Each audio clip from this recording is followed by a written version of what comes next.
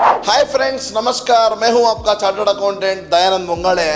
दोस्तों, एक fundamentally good stock को चुनने के लिए हम कई सारे पैरामीटर्स को हम देखते हैं। उसी में आज एक इंपॉर्टेंट पैरामीटर के बारे में बात करने जा रहा हूं, वो है पीईजी रेशियो, मतलब पेग रेशियो।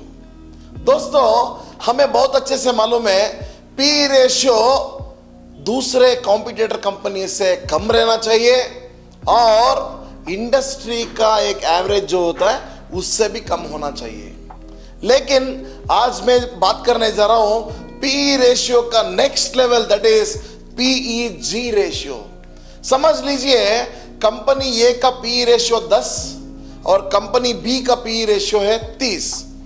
तो हम समझते हैं directly looking at this values, company A बेहतर है, लेकिन कंपनी बी का ग्रोथ रेट जो है समझ लीजिए उसका 30% है, लेकिन कंपनी ए का ग्रोथ रेट का परसेंटेज है सिर्फ 10।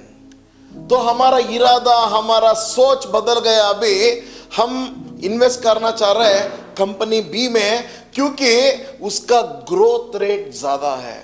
दोस्तों, तो हमें यह पता चल गया पी रेशियो कम है, इसके लिए इन्वेस्ट नहीं करना है, बट उसका फ्यूचर ग्रोथ क्या हो सकता है उसके ऊपर भी हम ध्यान देना चाहिए। तो मैं फाइनली बोलना चाह रहा हूं पेग रेशियो नहीं तो price earning to growth ratio एक वैल्यूएशन मैट्रिक है जो असेस करता है कि एक स्टॉक ओवर वैल्यूड है या फेयरली वैल्यूड है या अंडर वैल्यूड है।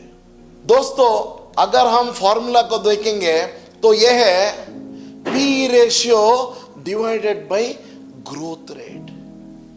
तो ये फॉर्मूला को याद रखना, ये सब करने का जरूरत नहीं है क्योंकि आज मार्केट में 500 से ज्यादा वेबसाइट्स है, वो हमको डाटा डायरेक्टली दे रहे हैं। तो मैं आज ये बताना चाह रहा हूं ये क्या डाटा देखना चाहिए, कितना रहेगा तो इसको कहा जाता है गुड कंपनी जो अंडर वैल्यूड है करके। जिस कंपनी का पेग रेशियो 1 से ज्यादा है इसको कहा जाता है ओवर वैल्यूड स्टॉक।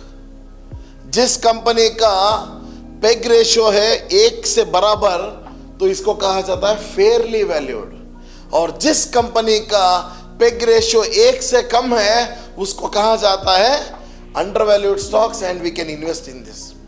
ये हमें पता चल गया पेग रेशियो अगर 1 से ज्यादा है तो ये ओवर वैल्यूड है, 1 का बराबर है तो ये फेयरली वैल्यूड है, और 1 से कम है तो ये है अंडर वैल्यूड। तो हमेशा हमारा ध्यान रहना चाहिए पेग रेशियो 1 से कम।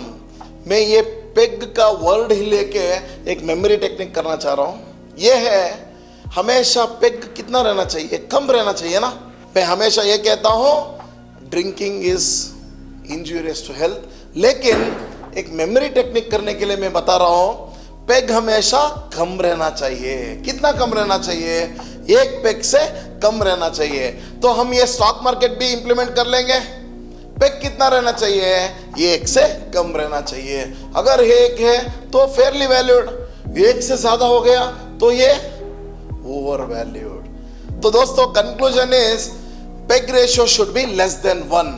ओके, तो ये तो हो गया पेग रेशियो 1 से कम रहना चाहिए। सर कैसा ढूंढेंगे, कहां ढूंढेंगे, पेग रेशियो कितना है? तो ये आपका मन में आ रहा होगा। दोस्तों, मैं अभी ओपन कर रहा हूं screener.in वेबसाइट। जैसा screener.in वेबसाइट हमने ओपन किया तो सबसे ऊपर हमको दिख रहा है स्क्रीन्स। तो स्क्रीन्स में जाके create new screen, search query box, इसमें जो भी हम लिखेंगे उसका आंसर हमको मिल जाएगा। तो अभी मैं उसको 3 कंडीशंस दे रहा हूं, ये screener.in को देख लेंगे। नंबर 1, पहले मैंने बोला price earning ratio for the industry ज्यादा चाहिए और कंपनी का जो है पी रेशियो कम रहना चाहिए। So price earning ratio in comparison to industry P should be less.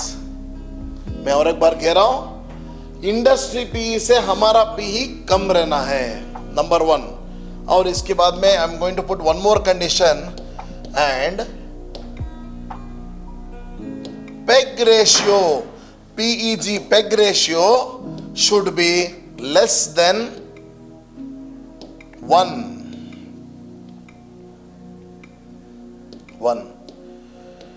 And हमारा तीसरा कंडीशन है, छोटा छोटा कंपनी नहीं, हमें देखना है बड़ा कंपनी, मार्केट कैपिटलाइजेशन जो कंपनी का है which should be more than 50,000 crores।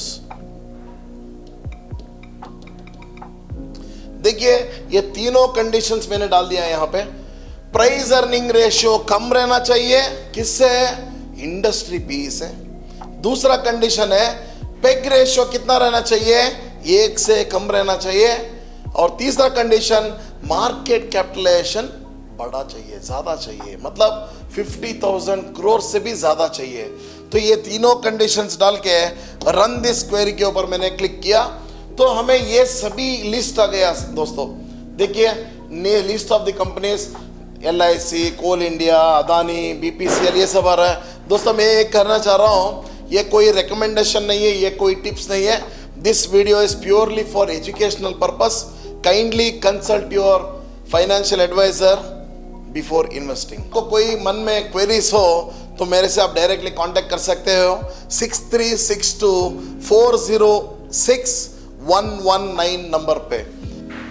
दोस्तों अभी हम देखेंगे तीनों कंडीशन सेटिस्फाई हुआ है क्या। सो नंबर 1, इंडस्ट्री पी से कंपनी का पी कम रहना चाहिए। ये कंडीशंस परफेक्ट है क्या देखेंगे।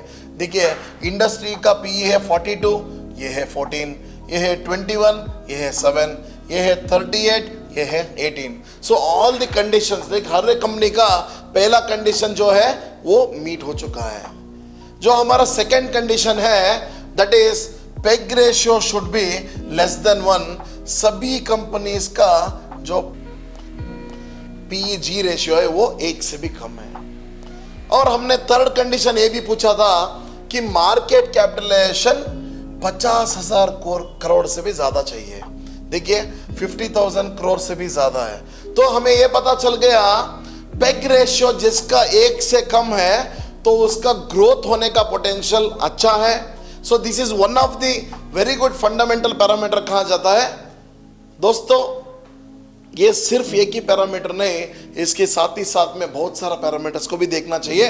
बट आज हम जान लिया पेग रेशियो क्या होता है, उसका इंप्लीकेशंस कैसा देखना है और वो उसको कहां पे ढूंढना है। दोस्तों ये वीडियो आपको अच्छा लगा, मैं समझ रहा हूं। अगर सही में अच्छा लगा तो एक लाइक और आपके फ्रेंड्स में शेयर कर दीजिए। Thank you so much.